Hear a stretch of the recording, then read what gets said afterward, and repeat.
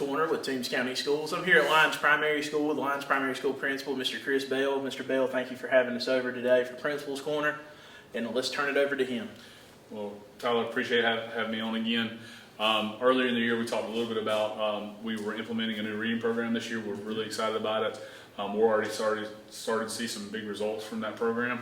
So I wanted to use this opportunity to let my instructional coach, Ms. Rustin Parker, kind of give an overview of the program. So if we have any parents watching, they kind of have an idea of what their kids are doing each and every day in the reading classes. All right, so let's turn it over to Ms. Parker.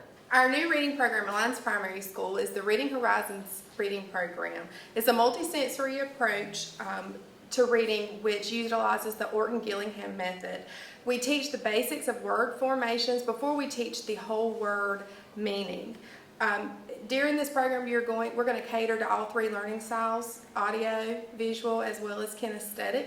Throughout our lessons, our teachers constantly are talking. They're having students talk back to them. They're doing hand motions with their hands, kinesthetic cues that help students remember letter names and letter sounds. So that's the multisensory approach.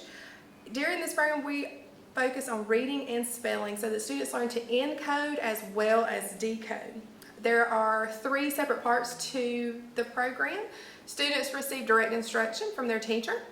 They utilize a software program, and then we utilize small groups for interventions that focus on remediation as well as enrichment. Reading Horizons has a marking system that leads to orthographic mapping so that students eventually will be able to decode multisyllabic words. So the marking system that they use now, they start with small words and eventually the words will become bigger. Throughout a lesson, there are 4 different parts called the Core 4. So you will see each of these every single day in every lesson. That is the evidence-based approach to the program. And so to begin with, every day the teacher will do a review section. They'll review what they taught the day before.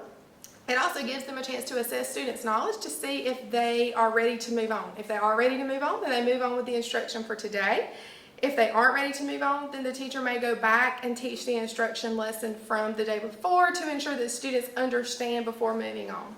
After the review section, they move on to the instruction section, and like I said, it's either new content that the teacher is going to focus on that day, or either if they did not do very well during the review section, they're going to go back and teach the content from the day before.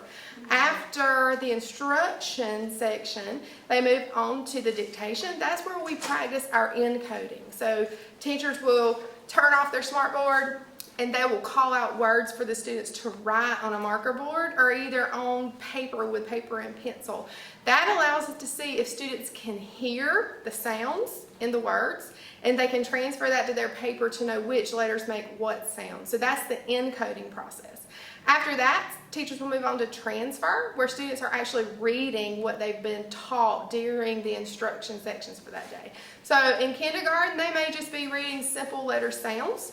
And then as we move up in 1st and 2nd grade, they actually start reading the multisyllabic words, utilizing the phonics tools that the teachers have given them during our instruction portion.